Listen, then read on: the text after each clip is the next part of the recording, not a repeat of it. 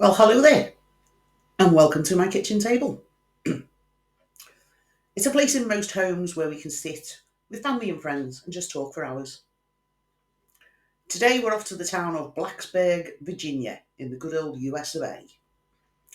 It has a population of around 45,000, and it's dominated economically and demographically by the presence of Virginia Polytechnic Institute and State University. Just rolls off the tongue, doesn't it? No, it's otherwise known as Virginia Tech. We'll stick with that. It's often ranked among the top schools in the nation for its academics, and its soccer, track, and cross country teams are amongst the top in the state. So if you're ready, take a seat whilst I tell you a story. Many of you will hear talk or even remember the Columbine Massacre. For those in the UK, it's the Dunblane Massacre that comes to mind when a school shooting is mentioned. This is the story of another school shooting with a lone gunman. I was unfamiliar with this case. Even as a true crime fan, I hadn't come across it. And I thought that was really strange. I discovered it when I was doing research for another video. So, here's my version of the facts as I discovered them. On April 16th, 2007, mass chaos and horror consumed the Virginia Tech University, Blacksburg, Virginia campus when a student went on a shooting rampage. Not once, but twice. South Korean born Seung-Hui Cho. We're going to call him Cho from here on in because my South Korean accent leaves a lot to be desired.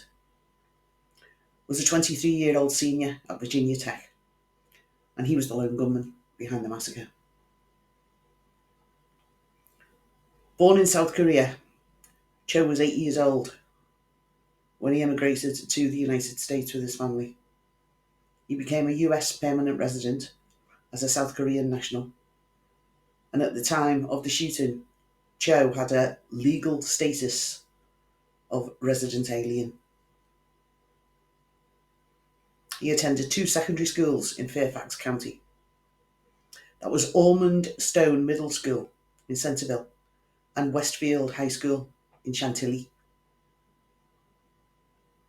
It was in the 8th grade that Cho had been diagnosed with selective mutism. It's a social anxiety disorder that inhibited him from speaking in specific instances and or to specific people or groups. He also had a major depressive disorder. He was reportedly bullied for his shyness and his unusual speech mannerisms throughout high school, and at least once for his ethnicity. Other former classmates stated that he was a loner and didn't seem interested in interacting, even when teachers or other students tried to include him. During Cho's 9th grade year in 1999, the Columbine High School massacre made international news.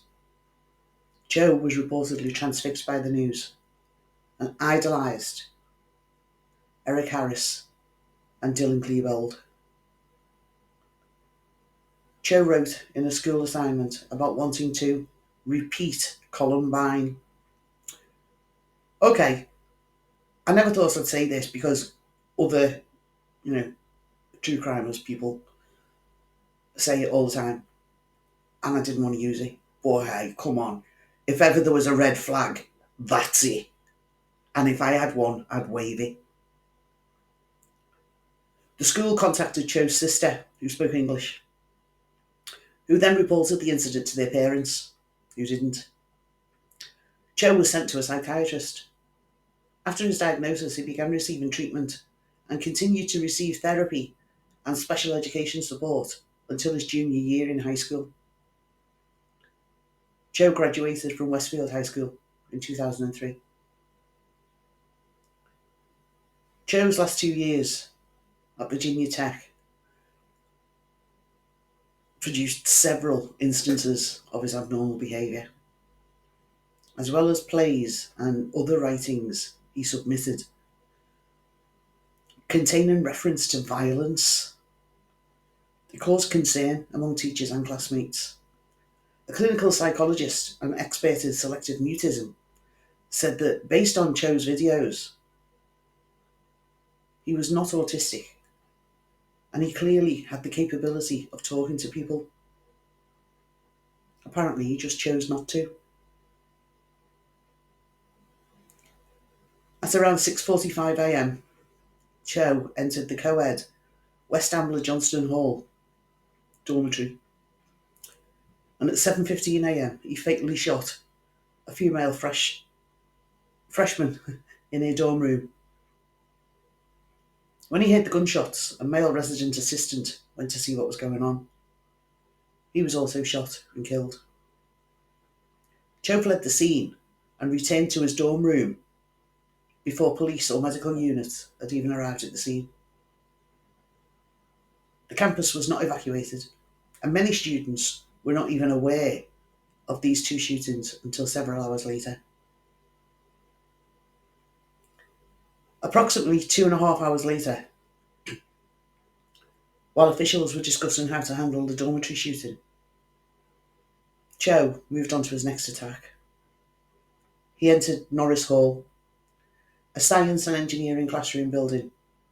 In his backpack, he carried 2 handguns, chains, 19, 10 and 15 round magazines, and several hundred rounds of ammunition. Cho went to the second floor of the building and looked into a classroom.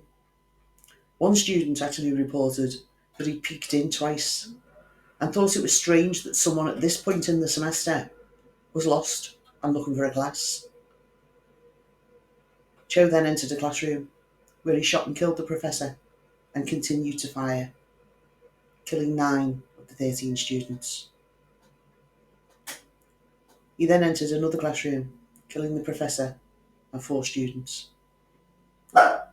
Now aware of the shootings in the building, many students and professors set up barricades in order to prevent Cho from entering. Despite the barricades, he was able to kill and wound several more professors and their students. Cho then reloaded and revisited many of the classrooms on the second floor, attempting to take more victims. The professors and students all worked together to protect one another. However, several more lives were taken. The second assault only lasted between 10 and 12 minutes, finally ending when Cho shot himself, taking his own life. During the second assault, Cho had killed 30 people and injured 17. All of the victims were shot at least 3 times. Of the 30 killed, 28 of them were shot in the head. The Virginia Tech Massacre is the deadliest shooting incident by a lone gunman in United States history. The final result of Cho's rampage was 32 people killed, 17 injured. Of the deceased, 27 of them were students and 5 were faculty members. 2 days later, NBC News received a package of materials that Cho had mailed to them between the 2 attacks. The package contained photos of Cho holding his weapons and a confession video in which he ranted about wealthy brats and talked about being picked on. Cho said Monday's massacre on the Virginia Tech campus could have been avoided, and said, "You forced me into a corner," in the videotaped message. NBC News reported that Cho mailed the package at 9:01 a.m. on the Monday. during the 2 hours between the shootings. The package was sent by overnight mail, but it didn't arrive at NBC until the Wednesday because he'd put the wrong address and zip code on the envelope.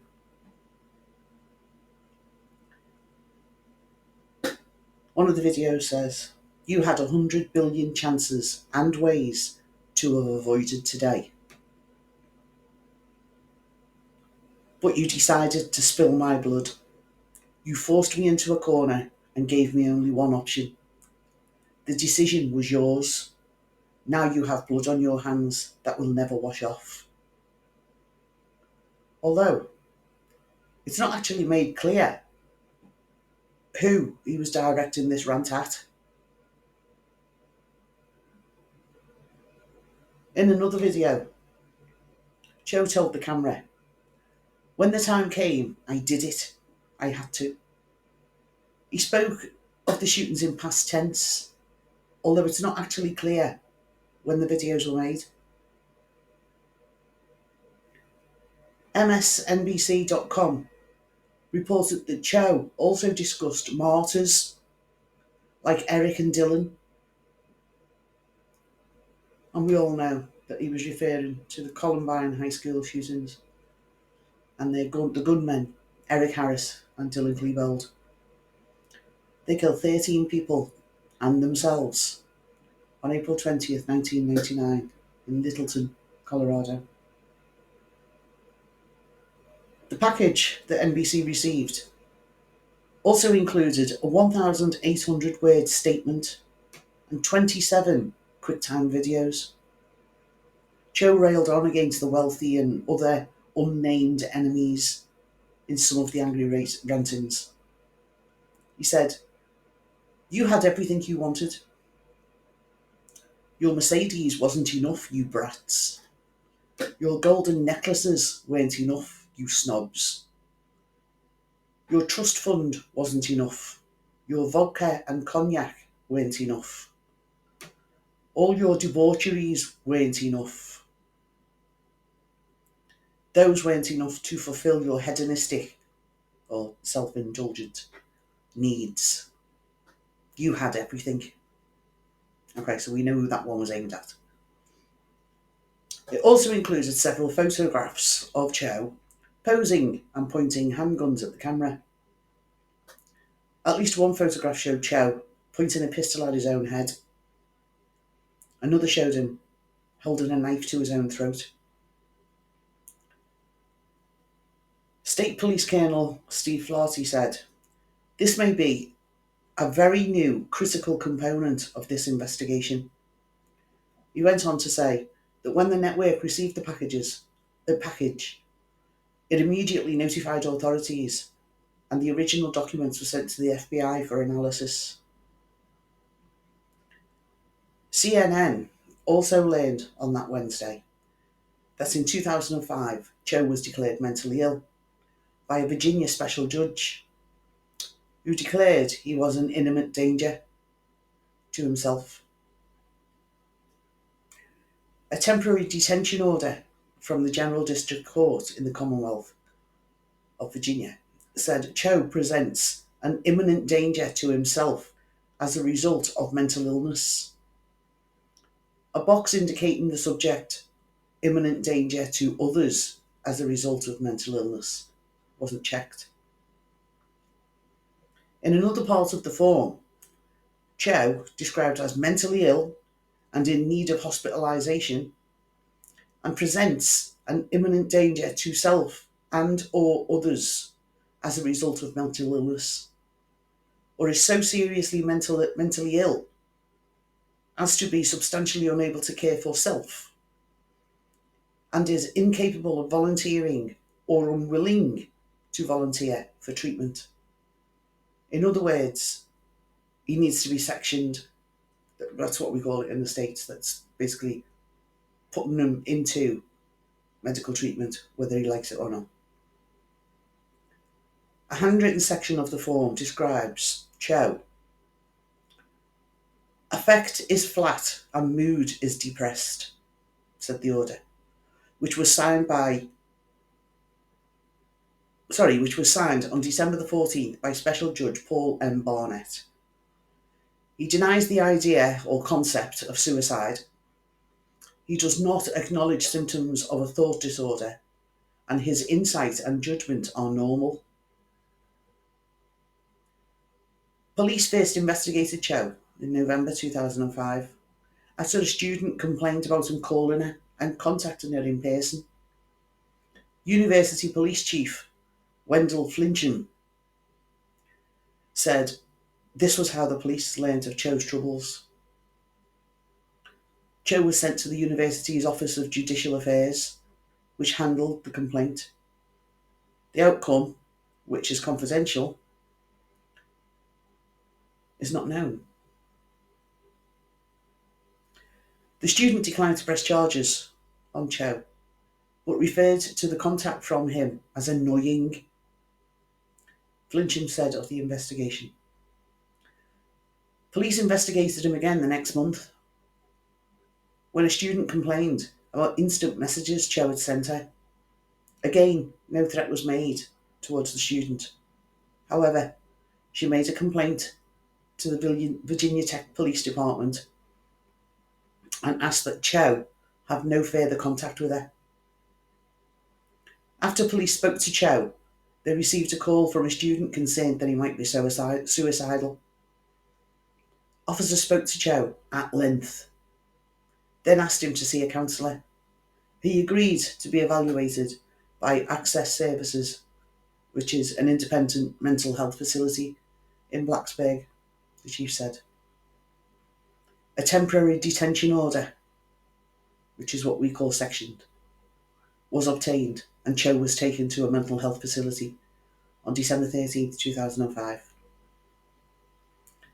A student, asking to be identified only as Andy, said he was the one who told police that Cho was suicidal. He said police took Cho away to the counselling centre for a night or two, said the student, who used to room with Cho. Authorities said they received no more complaints about Cho before the shootings. The university and its police continued to defend themselves against students' complaints that they weren't adequately warned about Cho, even after 2 people were killed in the dormitory in the early morning. Other than a history of mental illness, authorities were never able to really pinpoint a motive behind the attacks, believing that he did not specifically target any of his victims. In the days following the massacre, concerns regarding the mental health of Cho and the treatment of his mental health were addressed. Several professors reported that Cho was a loner. He had written gruesome poems and stories, and had often had to be removed from class for disturbing other students. Cho had displayed other warning signs, including the 2005 incident in which he was accused of stalking 2 female students, and a suicidal remark which led to a brief visit to a psychiatric hospital. The manner in which Virginia Tech officials dealt with security on campus following the first shooting attracted a great deal of concern, causing schools across the nation to re-examine their safety plans. Virginia Tech campus officials neglected to issue a warning until 2 hours after the first assault had occurred, and failed to indicate that there was a murder or that there was a gunman at large. Could the second attack have been prevented? The debate surrounding the actions, or lack of action, at Virginia Tech led to several families to take issues to court. However, the most recent trial, which was October 2013, concluded that there was no duty of the Commonwealth to warn students about the potential for criminal acts. I'd like to meet that judge. The shootings also renewed debate surrounding Virginia Tech's firearms ban.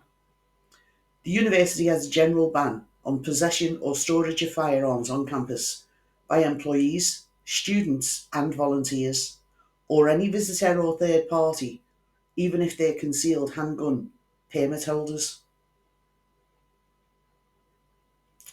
In January 2006, prior to the shootings, legislator Todd Gilbert had introduced a related bill to the Virginia House of Delegates, which was HB 1572, which was intended to forbid public universities in Virginia from preventing students from lawfully carrying a concealed handgun on campus. Virginia Tech opposed this bill, which quickly died in subcommittee. University spokesman Larry Hinker praised the defeat of the bill, stating, "I'm sure the university community is appreciative of the General Assembly's actions because this will help parents, students, faculty and visitors feel safe on our campus." Well, I'm sorry, Larry Hinker, but that didn't work, did it?